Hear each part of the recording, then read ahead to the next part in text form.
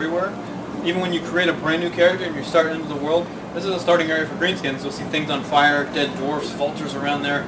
We definitely want to instill the experience that there's a war going on all around you and that you take part in that. There are 6 different armies that we're representing for the launch of the game. Those are built into 2 loose alliances. One is the armies of destruction. You have the greenskins, chaos, and the dark elves, versus the armies of order, which are high elves, empire, and the dwarfs. We've broken them down into what we call racial pairings, and what you've got here are the dwarfs versus the orcs. You've got chaos versus empire, and dark elf versus high elf. Now that's the way that the game plays, but that doesn't mean that you can't go elsewhere in the world. So if I'm a dwarf, I can go to the high elf lands, I can group with high elves and things like that. But we just make it easiest to get close with your racial enemy to accentuate those animosities.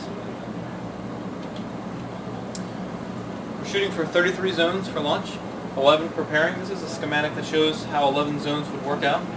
Better than World of Warcraft. We wait for hours. Yeah, we don't want to make you wait too long. All 3 of these actually play into the largest part, which is the campaign game.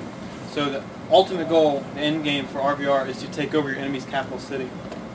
And you do that by attacking the capital city, but first you must own the previous zones in order to get there. So if I'm a greenskin and I want to take over the dwarf capital city, I need to own this zone, own that zone, own this zone before I can attack. And the way that I own zones is by winning skirmishes, battlefields, and scenarios. There's going to be an indicator across the top of the screen there that tells you the status of the zone that you're in. I never saw that armor before.